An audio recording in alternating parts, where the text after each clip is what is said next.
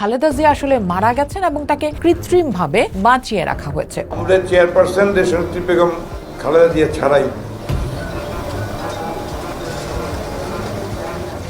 Sorry, আপনারা একটু বন্ধ করেন। আমাদের যে বিজয় দিবস 16 ডিসেম্বর, ওই দিনটিতে আসলে ইউনূস সরকার তার মৃত্যু দিন ঘোষণা করবে। এর আগ পর্যন্ত তাকে ওই ফালায় রাখা হবে আইসিইউতে। বিএনপির চেয়ারপারসন খালেদা জিয়ার শারীরিক অবস্থা শিরোনাম নিয়ে সংবাদ মাধ্যমে যখন উত্তেজনা নেট পাড়ায়, তখনই রাজনৈতিকবিদরা বলছেন খালেদা জিয়া গত কিছুদিন আগেই মারা গিয়েছেন। ডক্টর ইউনূস দায় এড়াতে এবং তারেক রহমানকে দোষারোপ করতে খালেদা জিয়ার মৃত্যুর খবর প্রকাশ করছেন না। কৌশলে বেগম খালেদা জিয়াকে হত্যা করে এখন মৃত খালেদা জিয়াকে নিয়ে যে নাটক ডেভিল ইউনূস করতেছে, নিশ্চয়ই এর পিছনে কোনো গভীর ষড়যন্ত্র রয়েছে। আপনারা অনেকে প্রশ্ন, আমি যে বারবার বলতেছি খালেদা জিয়া মৃত। এছাড়া আওয়ামী নেতাকর্মীদের দাবি খালেদা জিয়া মারা গেছেন এবং ডক্টর ইউনূস 16 ডিসেম্বরকে কলঙ্কিত করতেই ছক এঁকেছেন।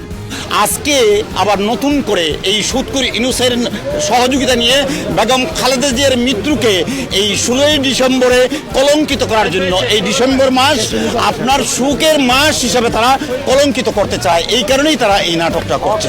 এদিকে বিএনপির নেতাকর্মীদের দাবি খালেদা জিয়া বেঁচে আছেন, তবে তার শারীরিক অবস্থা এখনো অপরিবর্তিত। কোনো কথা হয়েছে কিনা, এমনিতে কি দেখলেন? যত খারাপ চিন্তা করছি তত খারাপ।